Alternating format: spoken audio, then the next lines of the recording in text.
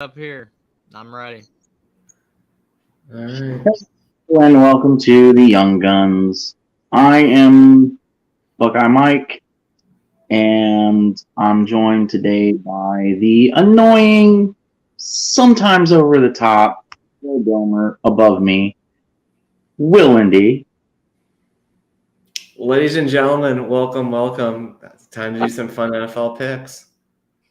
The always amazing, hard as crap to be mad at, even for a long or short period of time, the GOAT himself, Jeffrey from Only Talk Sports.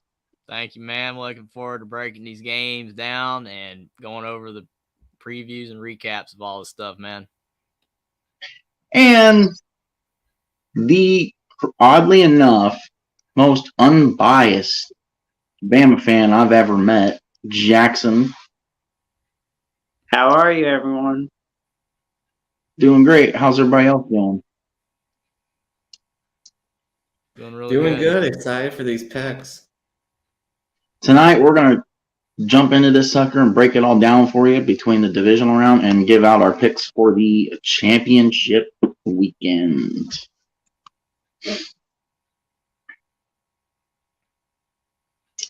So, we're going to start out west in Kansas City, Missouri, where the Chiefs took on the Jacksonville Jaguars. Trevor Lawrence came into this game 32-0 on Saturday games. That's quite incredibly impeccable. What's up, traveling fools? What's up, buddy? Thanks for coming What's on. up, man? How's it going? How are you? It was funny, in my opinion. Well, not funny because he did get hurt. It was ironic that the same thing happened to Patrick again, happened 2 years ago. He went down in the middle of the game. Chad Henne came out, saved the day, scored a touchdown on that drive. The only reason you did that is because he's from Michigan, right? Yeah. I mean, had he never beat Michigan, never beat Ohio State, so you can't hate him that much. Yeah, I do appreciate him for that.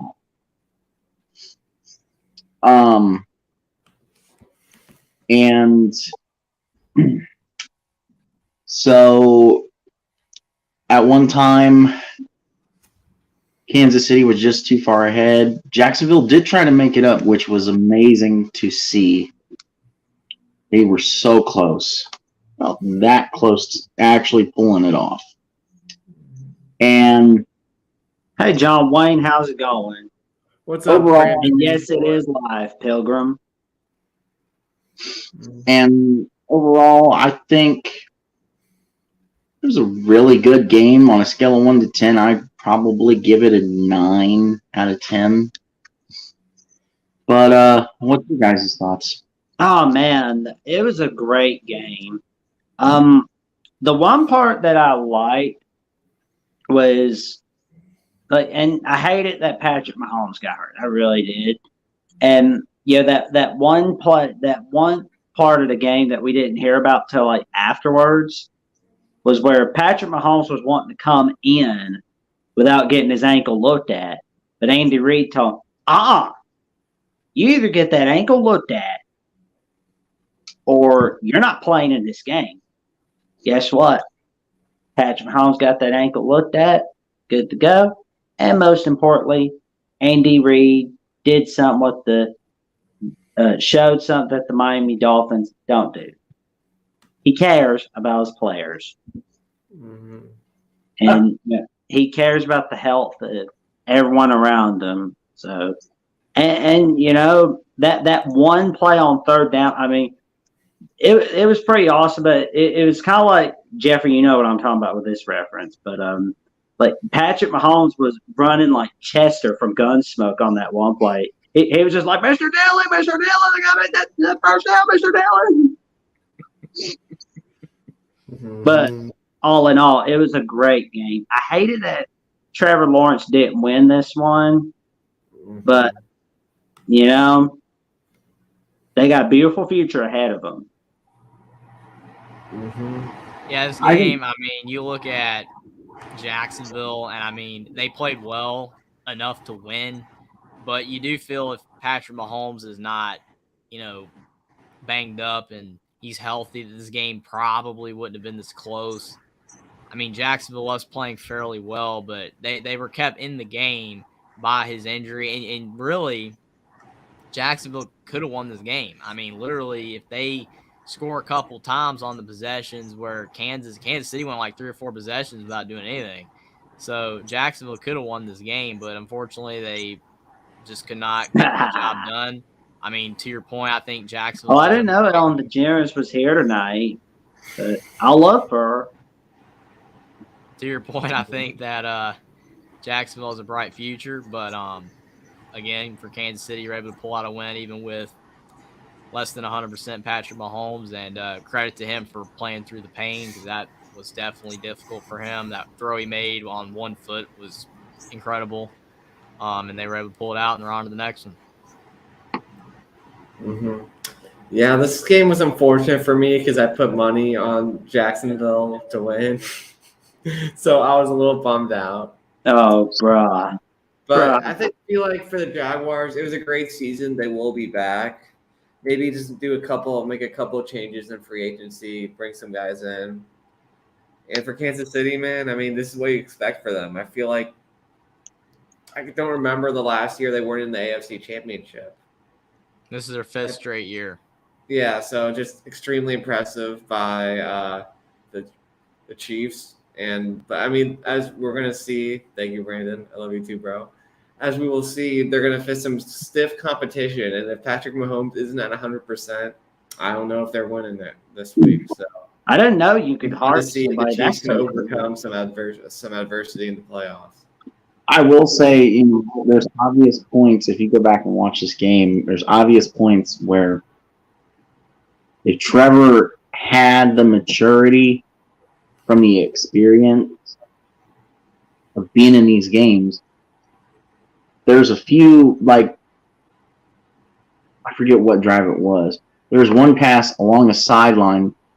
He tried to hit the receiver over top of the defender, basically put it right in the breadbasket over the shoulder, and he was way off. But I think, maturity, having more experience, being in more big games like this, eventually it will kind of wear off where he should be able to make that throw 9 times out of 10. It was just crazy to me how they almost pulled it off, literally. Mm-hmm. All right. I got a question. It is kind of an honest question. You guys think they should abolish the onside kick in pro football? Because, I mean, No. if you look statistically, the kicking team almost never gets the ball on an onside kick. Why? Because the kicker hits it wrong. I don't think that's necessarily a reason to get rid of the rule just because it doesn't really work. I mean, it's been in the rules forever. I mean, you'd have to do something like the USFL did with like the going for it on 4th and 10 kind of thing. And I don't really think the NFL is going to do that. So, I mean, you're not supposed to be able to get the ball back easily. I mean, you value possession. If you give it where, you get a 4th and 10, 4th and 12, you get the ball back, I think that kind of ruins the sport a bit, for possession. So the onside kick being difficult to, have it work makes it an actually better rule. Makes sense. Yeah, I mean, I'm impressed with the Eagles this year. It's been a very impressive year. I've also been impressed with the Giants. Daniel Jones had a career high in passing yards in a season with Brian DeBall and John Kafka. I mean, it's just been a fantastic make it or break it year, so to speak. But, the only winning tight games was going to bite them in the butt, and it did. against the Eagles. Well, I mean, we knew it would because we all knew it was going to happen. You're right, man. Because, I mean, it was, you know, it is what it is. And, you know, hope you have a better season next year. But I'll tell you what, though, we're happy that you surprised everybody in the regular season. Because for the Giants this year, they're kind of going into this game like happy to be here. They're like, yay, we finally won a playoff game for the first time since 2011. But then I imagine there are a lot of Giants fans that are like, are we really happy to be here? We really hate the Eagles. We're getting blown out. So I feel like that might have been going through Giants fans' minds, man. That was a really tough watch for them. I'll tell you this. Danny? We got Danny here. Dannyology, how's it going? Man, that was a great game between Kansas State and Iowa State, man. Huge win for the Cyclones. I'm sure you guys man. Yeah. Yeah, the Big 12, man. It's best conference in basketball from what we're seeing. Mm-hmm. Yep, Iowa State's now leading that Big 12, but Kansas, they're in big trouble. Yeah, they gotta get it together. I mean, they're losing 3 straight games. They've never lost 4 straight games in the history of Bill Self. And if they lose their 4th straight on Saturday, it will be the first time in the Bill Self era. Mm-hmm. Yeah, I'll say on this game, I mean, the New York Giants, they had a great season, but to basically all of your guys' points, I mean, they basically were finding ways to win. And they were going to have another Herculean effort to pull this one off. They, getting the win over the Vikings was fantastic. I think for their future, potentially next year and beyond, that maybe they'll be able to improve and actually be able to compete. But yeah, the Philadelphia Eagles gave them absolutely no shot to win. I mean, the Giants, they played awful, but again, just them being here was fantastic. But the Eagles, Jalen Hurts didn't even have to do much to win this game. He only threw for 150 yards, had 30 on the ground. A lot of it was, the running game and the defense. So it wasn't a close game, but again, for the Giants, just glad they made it, and the Eagles, I don't think they're going to be able to win this easily in their next game, but that was a great win for them to just cruise to victory and move on to the next one. Mm-hmm.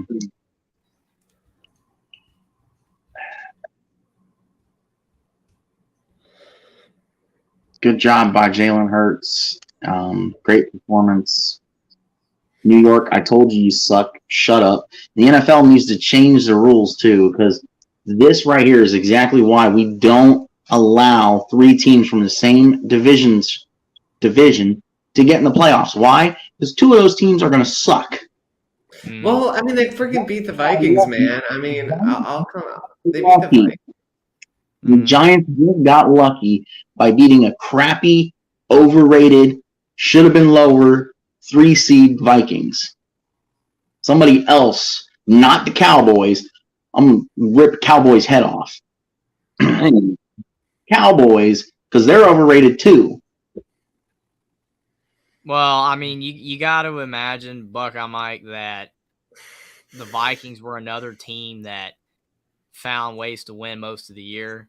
They won a lot of close games. I mean, when you're winning a lot of close games, it, for the most, not always, but for the most part, means you're actually not as good as your record suggests. Sometimes it's just the fact that you find ways to win and you're a gritty team and you can just keep doing it. But at other times, it's like you're playing teams that are more on your level and you pull it off, but then you finally play a better team, and then this happens. Mm-hmm. And I also think that this is why games are not played on paper, because, I mean, to your point, you're saying the Vikings are bad. They're not a bad team. But the Giants played their best game of the season as well.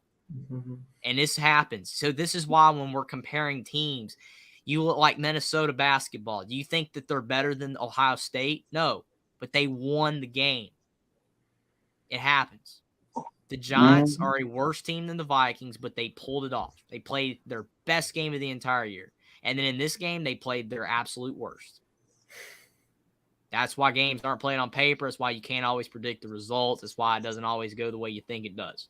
So even though your takes of this team's trash, this team's good based on these results, not necessarily, because you've got to compare all the results to show that actually most of these teams are kind of in the middle.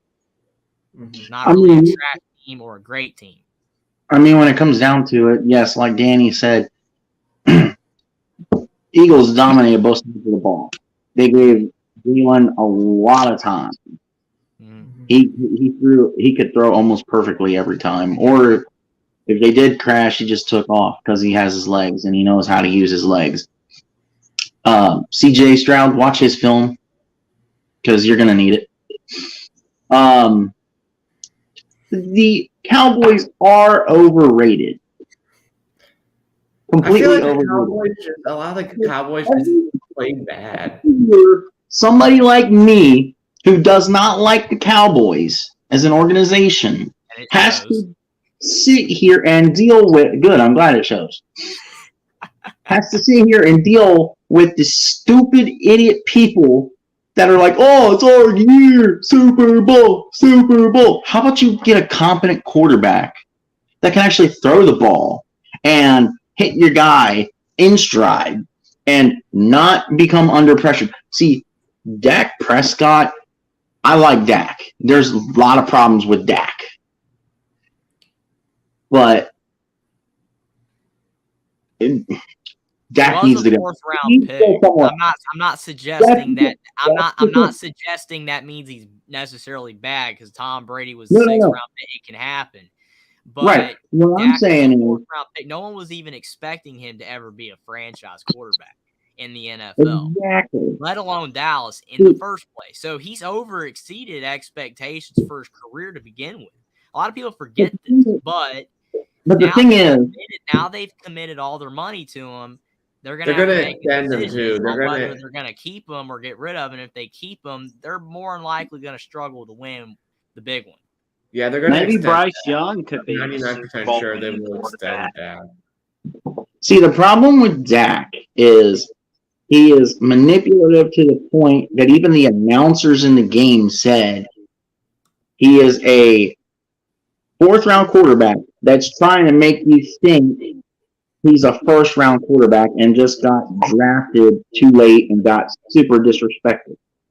No, bro, you're disrespected because you suck. You balled out against Tampa Bay. A crappy defense, an overrated defense. Jones did against the Vikings.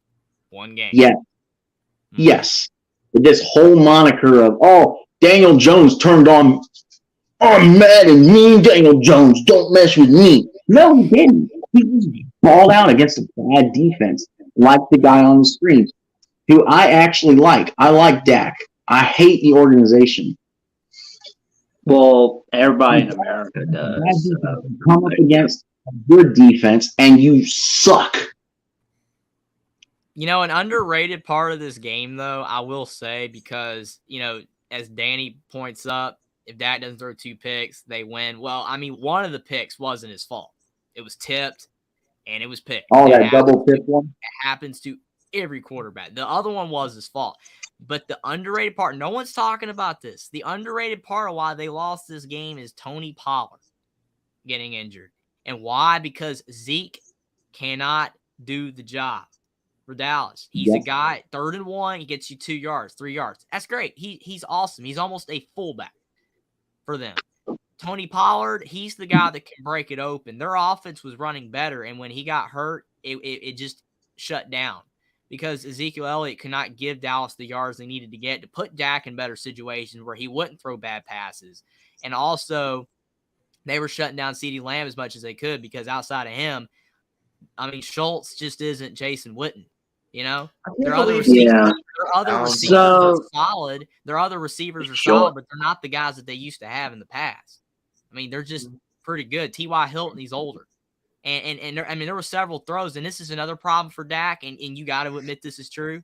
But there was one play that specifically comes to my mind, I think it was in the second half, where he tries to throw the ball to CeeDee Lamb, Dak does. And he's got 2 guys on him, and CeeDee Lamb almost catches it, but it's a little out of his reach. T.Y. Hilton was wide open down the field. Wide open. He didn't throw it to him because he doesn't – I don't know if he doesn't trust his other guys much, but he wants to get the ball to Lamb every time. You can't do that. You have to throw the ball to the open guy, and if that's 30-something-year-old T.Y. Hilton, then that's the guy you got to throw the ball to. But that's the issue. Tony Pollard going down destroyed the run game and the passing game because he's a part of that as well. And then Dak relies way too much on CeeDee Lamb. The other receivers were open at times, but he didn't throw the ball to him. Yeah, trading Amari Cooper in the offseason was just stupid. Just like A.J. Brown. Yes. Panther quick and leather, tough as a bigger, better push enough the rebel. Okay, so what was that last play call from Kellen Moore? I mean, remind me again on how Kellen Moore's a great coaching candidate. I'm just not seeing it.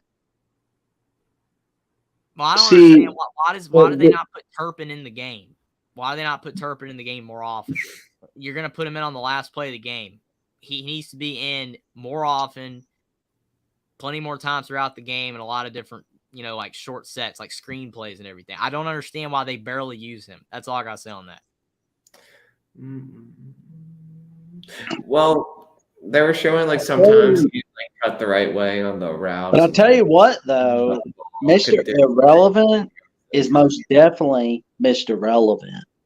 Well, I mean, to your point, Will, he doesn't run routes well. I get that, but it's like all you got to do is just do a short screenplay and then use all your other receivers to block.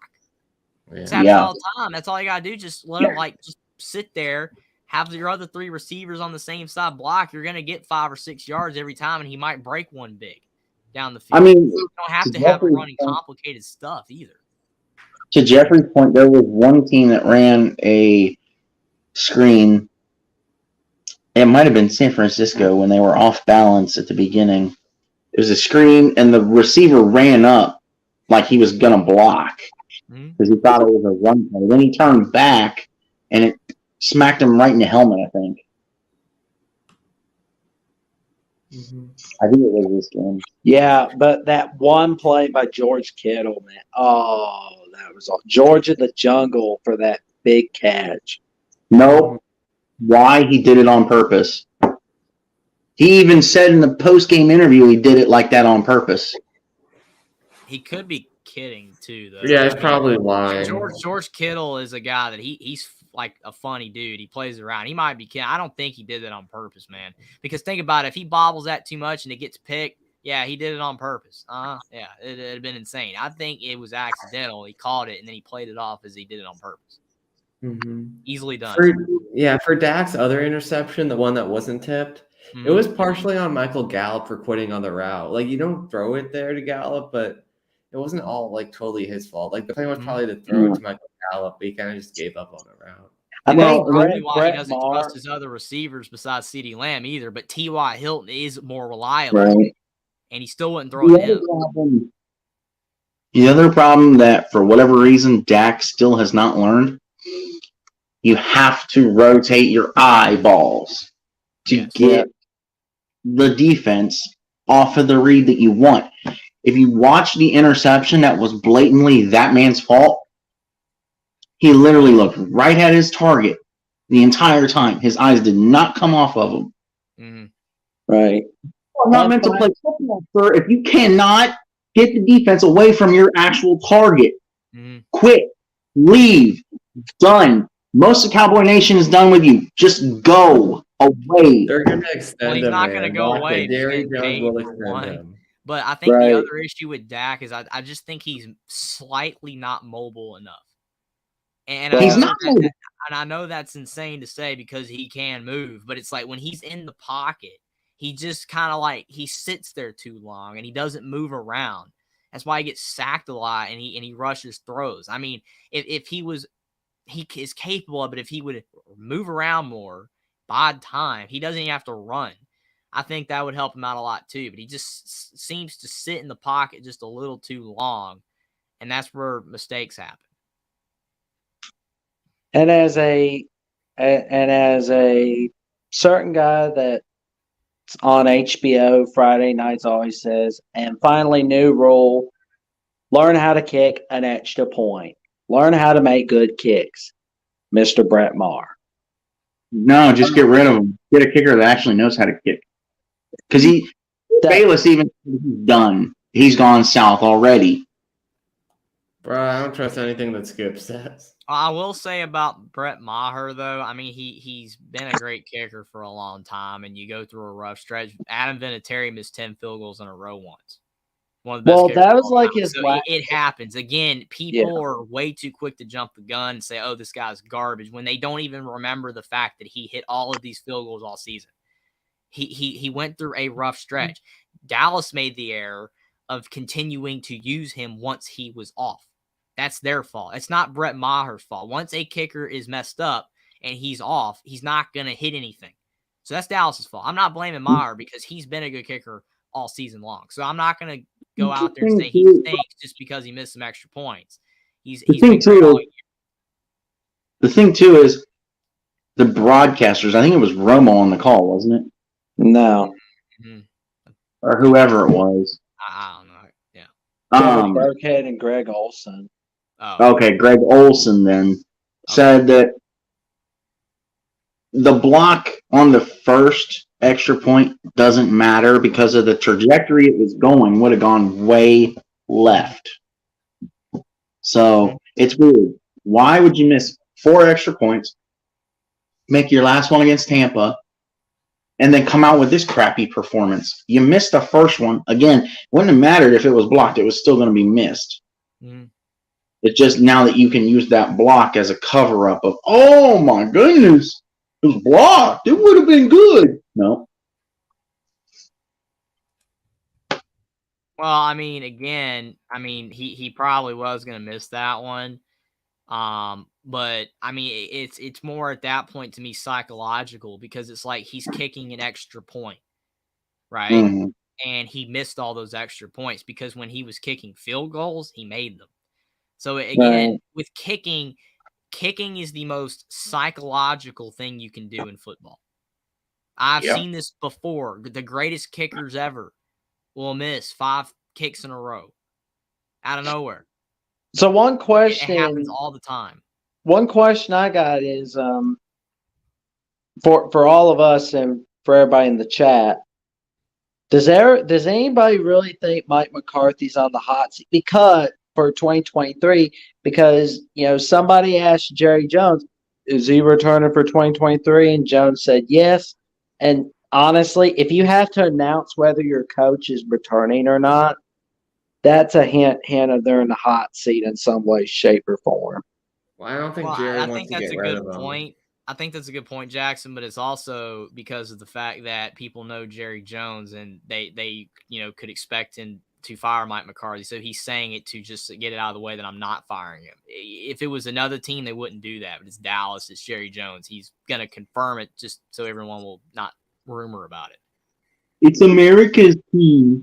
We have an opening at the top of this stadium because it's God's team, and God likes to watch the Dallas Cowboys.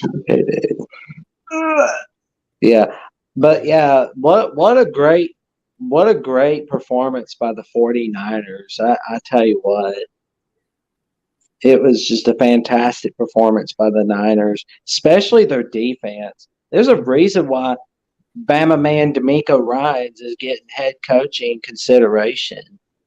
He's really awesome. Yeah. Do we want to talk about Bills now? Bills, Bengals?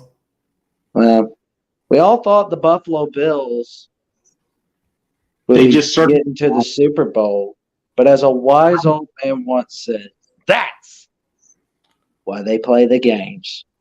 Mm-hmm. I thought the Bills were going to win it for tomorrow, but it did not happen.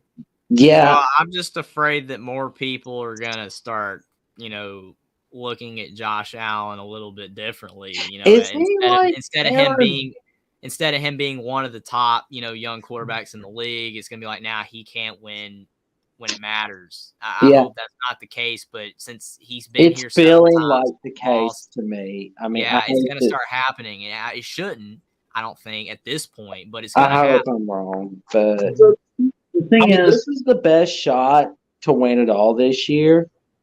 Now we don't know if they will or not. I mean, I know I sound pessimistic on Buffalo, but they got to get that O-line fixed. That's the thing. They have to get it fixed. No, they don't. They got to get that Yes, they do. Tell that to Cincinnati. Well, it's like Buffalo's just not looking. They're not looking like an AFC champ for the future. I mean, it feels like Josh Allen is like Aaron Rodgers and Drew Brees. Does awesome in the regular season, but they can't quite do enough to make it to the Super Bowl. The ironic thing is I thought when the snow started that it was actually going to benefit the Bills. With Allen's legs and them running the ball, but it didn't matter. I mean, Joe Burrow was throwing the ball in the snow, and the passes were on point. The receivers were catching the ball. I was blown away at that. That was incredible by the Bengals that they were able to play in the snow like that. And it seemed like the Bills played worse once it started snowing, which was ironic. Mm-hmm. But again, for Josh Allen, he's going to have to start winning, soon because, True. I mean, I'm not projecting his career to be short because it's impossible to tell. But a guy like him that takes way too many severe hits, True. like Cam Newton, if he's not capable of playing at a high level once he hits 31, 32 years old, he only has a few more years left of being elite. Yeah. So he's going to have to start winning. Because, again, Burrow's winning. All these other younger quarterbacks are getting the job done. They're winning these games. And Josh Allen's going to get left out of that conversation if you don't win. I mean, again, do I think that's fair? No. That's just the way it is. You got to win these type games, especially you're at home. It's snowing. That should benefit you, and it did. The problem is that Josh Allen is not supremely accurate, where Joe Burrow already is. I mean, there was a report the other day on the news that said that something about like Joe Burrow has done more in his 2 postseasons that Boomer Esiason and the other infamous Bengals QB did in their entire postseason careers with Cincinnati. Mm-hmm. He's already done it in 2. I'm telling you, this is going to be the next Tom Brady. Well, I mean, to your point, Buckeye Mike, about the throwing, I mean, everybody has talked about Josh Allen's improved passing because, I mean, when he was at Wyoming, again, he could run the football, but his passing was so inaccurate, kind of like Anthony Richardson, for Florida this year. But then we talked about how, Ken Dorsey fixed them. The Bills were able to make Josh Allen a better passer, but he's still not there. I mean, he can pass the ball, but the accuracy is the issue. I mean, whereas Tom Brady can still pinpoint the ball perfectly at his age. And so, like you said, to your point, Joe Burrow can do that at his young of an age. Josh Allen can't do it. Lamar Jackson can't do it. And Josh Allen, I think is better than Lamar Jackson throwing the ball, but his accuracy is still an issue. Especially in the red zone where it matters that those throws have to be perfect. That's where he throws most of his picks. Because, I mean, literally just a few months ago, everybody was talking about Josh Allen throwing the ball, and now it's like, wait a minute, maybe he's still not there yet all the way. He can run, but his passing's not where it needs to be if they want to win a Super Bowl. Right. It's I'm just kind of like Buffalo. You got fits whatever's going on in the offseason. But congratulations to the Cincinnati Bengals, baby. We're impressed with you, especially you, Joe Burrow.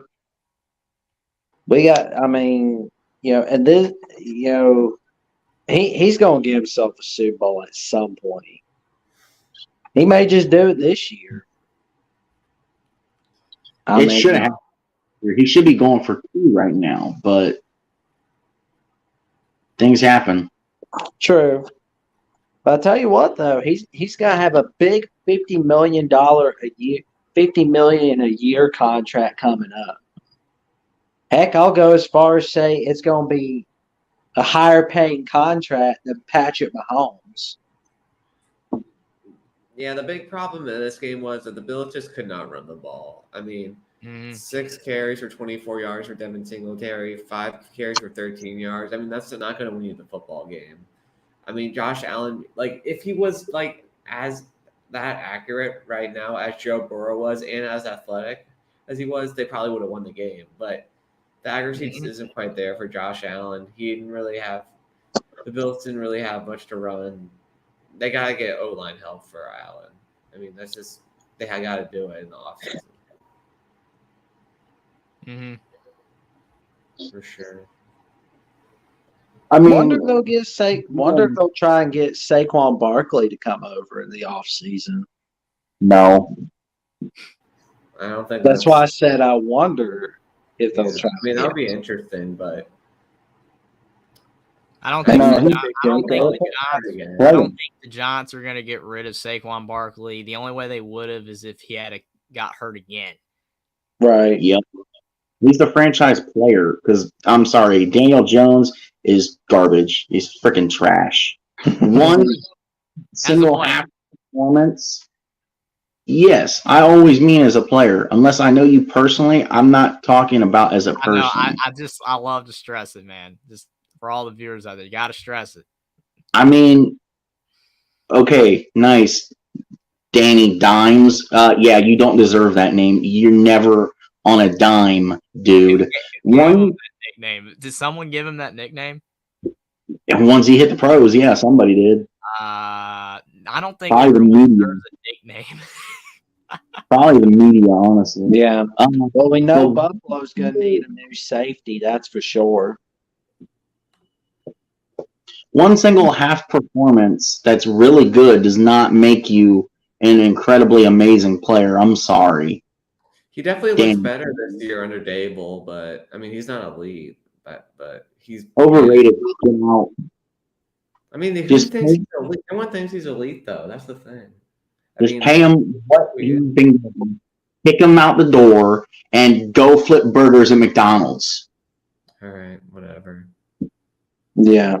But we do know Buffalo needs to work on their stuff, and congratulations to. I'm sure Daniel Jones can get a better job than McDonald's. The USFL or the XFL is available. Well, okay, yes, go there and develop. Be like a golf caddy. If you're even capable of being developed to be a better quarterback, then go do it. I mean, it could happen. Look at this random dude from the USFL, Connor Cookus or whatever his name is. I've never heard of the guy, but he's leaving the USFL to come up to play in the NFL. So apparently playing in the USFL championship was good enough, and he's more developed. So to your point, and not to sound like Mr. Grouch anymore, to your point, yes, go somewhere else and develop to try, even though I can already look at one game film and tell you're pointless, you're useless, you're not good enough. Go be a backup somewhere, realistically. But yes, go to a smaller league like USFL, XFL, develop. If you're good enough at that point, then come back up and prove yourself. All right, we'll go into the previews. Oh, that's going to be a good one. Not as good as we thought. Yeah, but it's still Patrick Mahomes versus Joe Burrow. Yeah, but as 75% Patrick Mahomes. Yeah. 100% Joe Burrow. Yeah, so it'll definitely okay, go ahead, Will. Sorry. Oh yeah, it'll definitely be like if that injury isn't affecting him, I still think that the Chiefs will win it close, just because they're going to be looking for revenge for what happened last year. But I mean, I agree with Mike here. Like if Patty's only at 75%, it'll be I don't know. Like I think it'll be tough to Joe Burrow. But so I have a question. if they were looking for revenge and wanted to win this game because of revenge and 100% Patrick Mahomes, why didn't they do it earlier this season when they played them? Well, I mean, playoffs is different, man. It's still the same teams. I mean, you look at Ravens Patriots, man. In 2011, they got their hearts broken because Billy Cundiff just missed that field goal. But then the next year, man, they're coming in angry and they kind of embarrassed the Patriots in New England. So I'm sure the Chiefs will do something like that. What? You can't say this and then turn around and say this. Mm-hmm. First, you say Cincinnati for the win, then you turn around and say KC by 7. I think he's just messing with you, man. Yeah. So this game, I mean, it's almost impossible to predict this game because you're basing so much of it on the health of the guy on the right.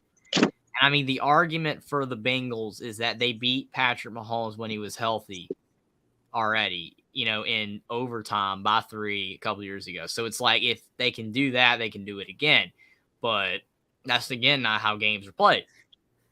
Different results can happen. It's still at the Chiefs. You could be looking for revenge. But again, the health of Mahomes is so vital because it's like if he's only 75% or less, it's going to be really difficult for them to win because all Cincinnati is going to have to do is more than likely, Joe Burrow throws 3 touchdown passes. They get one on the ground, just an average game. It's over. It'll probably be 28-24-ish, Bengals. Because, I mean, Mahomes isn't going to be able to do what he normally does. So, I mean, I would say if Mahomes was healthy, I would lean KC because of the fact, I'm assuming with the revenge factor, that they're going to get it done this time. But with him not being 100%, it makes it almost impossible. Are we picking the games right now? I think so. Yes. You guys ready for that? So I'm banking on him not going to be super healthy. So I'll take Cincinnati to beat KC 35-31. Jackson? Well, I mean, I've heard it so much. Patrick Mahomes, he's not going to be 100%. And, the Bengals are basically, well, Joe Burrow really is just kryptonite for Patrick Mahomes because guess what? Joe Burrow is 3-0 against Pat Mahomes. Personally, I think the Bengals are going to win a 35-31 victory against the Chiefs, and it's going to be their second straight trip to the Super Bowl. That was my score too, right? I mean, you picked the same again. I wasn't trying to. No, you're good, man. That's funny. Well, what they say, great minds think alike. Mm-hmm. Yeah, I'm going 42-24 Bengals. I think they'll pull away, man. I mean, with that injuries cost team championships, and I think it'll happen again for the Chiefs.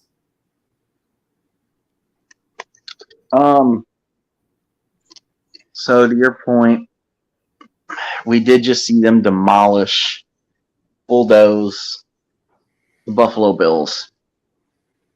I don't think this one will be close. I want it to be close.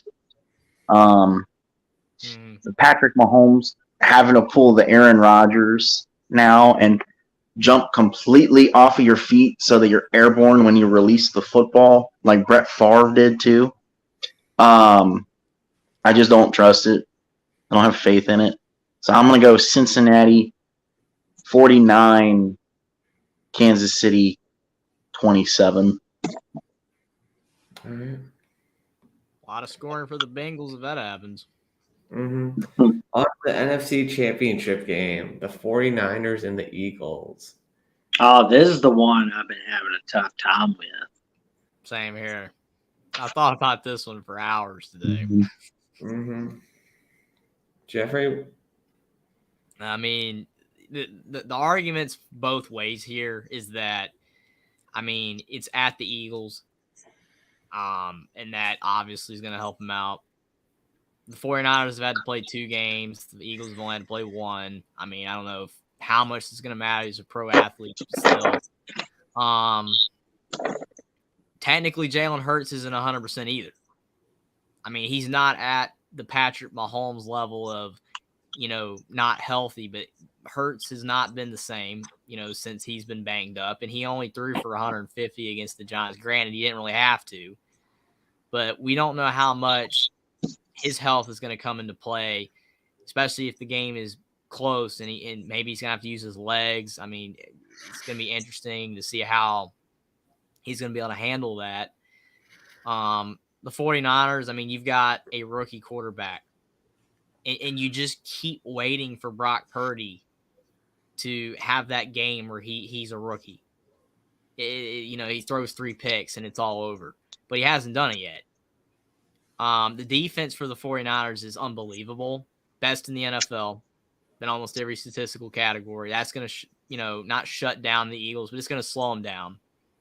The Eagles have a good defense as well, but the 49ers is better. I mean, I literally have gone both ways with this game, but I'm gonna take the Brock Purdy train one more time. All the weapons that he has, I'm gonna take the 49ers to beat the Eagles 31-28.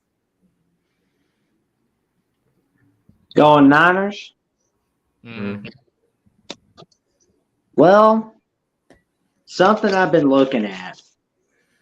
The 49ers defense they are the best in total yards allowed per game, least yards allowed per game.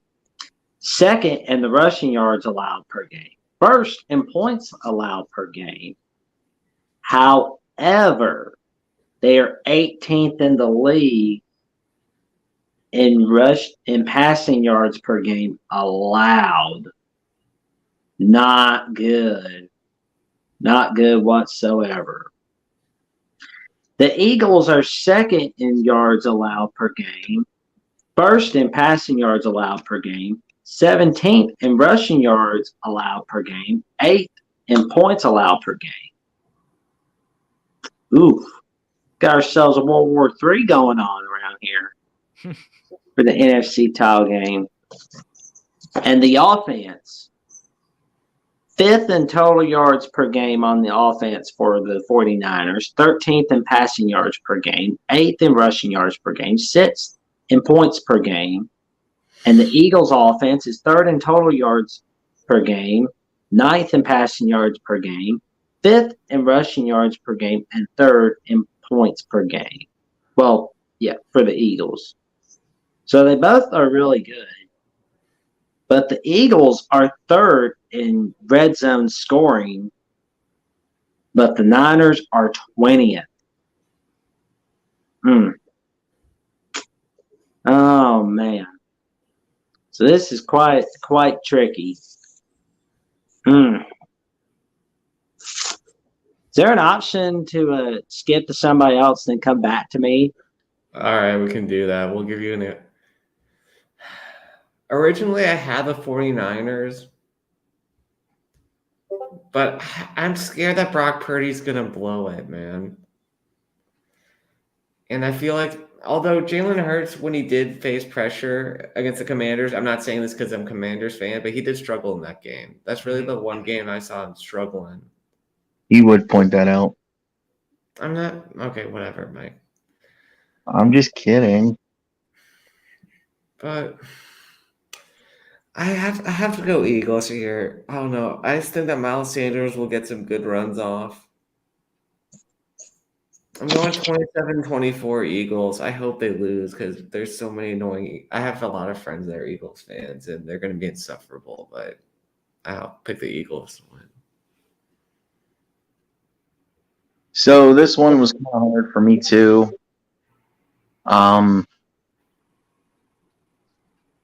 It's completely plausible, though, to Jeffrey's point that, well, to counteract it, I should say, Brock Purdy may play like Brock Purdy and not play like a rookie and still lose the game. I mean, that's completely plausible, too. And actually, I think that's what will happen. I mean, Philly will get enough stops to cause a couple of field goals.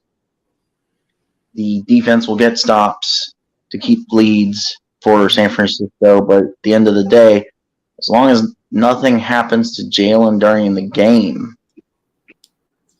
I think the Eagles come out and win this thing. I'm going to go Eagles 28-27. Jalen Hurts getting the ball last. Brock Purdy having a great game, 300 yards, 2 touchdowns. They get a rushing touchdown. And Jalen just drives the ball 90 yards at the end of the game, like Tom Brady-esque, wins the game on a last-second touchdown. All right. And now it's to me. Okay, I've been thinking about it, and I think I'm going to go 49ers 49ers 28, Eagles 24. I think we're going to see an 80s reboot of 49ers Bengals in the Super Bowl. Love you, Jalen. You're awesome. Love you, A.J. Brown. Love you, Devontae Smith. But I got to go with Georgia the Jungle Kittle, Brandon Ayuk, good Christian McCaffrey, and Debo Samuel, and Brock Purdy, Mr. Relevant. Mm-hmm. I have to mention in this game, another reason I'm cheering for the 49ers is that Notre Dame legends Mike McGlinchey and Aaron Banks will be playing on that offensive line, so I hope they win. But oh boy, Ian Book's actually I believe he's the third string for the Eagles too. But awesome! Right where he belongs, on the third string. Nice. Yeah. Ian Book also had the problem in the pros that he just stared down a receiver and never turned his head. That was a big problem with Ian. I'm telling you, that's the problem with most quarterbacks. They need to learn to not stare down their receiver and make their progressions. It's not that hard. Yeah. The trick is doing it long. The hard part of it comes where it's doing it long enough that it throws the defense off and it opens your actual target up long enough to throw the ball to them. Mm-hmm. So we're definitely more excited to watch the 49ers Eagles, right? For sure. Yeah. I mean, I'm Assuming so if the torn Bengals because, I are gonna mean, oh my God, I love watching Jalen Hurts, and I love watching Brock Purdy.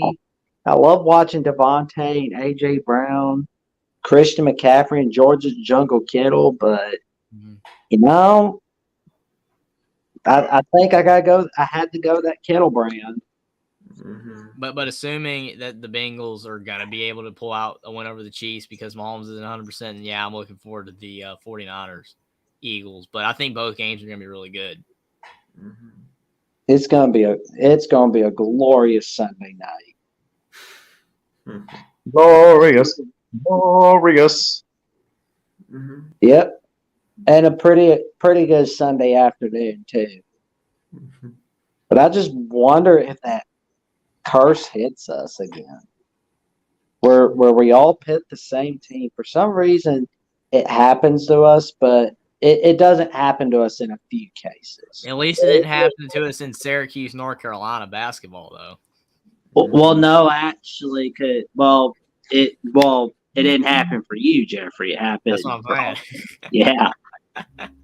The curse and congrats because I didn't pick Cuse. Yeah, and congrats on that victory, by the way. Thanks, man. It was a good game. So that was pretty cool. But maybe that curse hits us with Xavier, Connecticut tomorrow at 5:30, 6:30 on Fox Sports 1. Congratulations to Georgetown. They finally won a big game. Yeah, they did win. Yeah, you finally won your first conference game since March 13th, 2021. You were on a 29-game conference losing streak, and you ended it. Good job, Georgetown. Nice. Yeah. Mm-hmm. It shouldn't happen in the IU Minnesota game either on the curse. It shouldn't happen. Oh, of course not, man. I'm your savior. I picked IU. IU's going to win. I know. I'm like, just as long as I keep, picking against them, they should win, right? I'll tell you, though, the minute they lose, I'm going to stop picking them. No, keep picking them. Come on. Yeah, I mean, I wonder if that's going to work with Indiana, Ohio State in the upcoming weekend.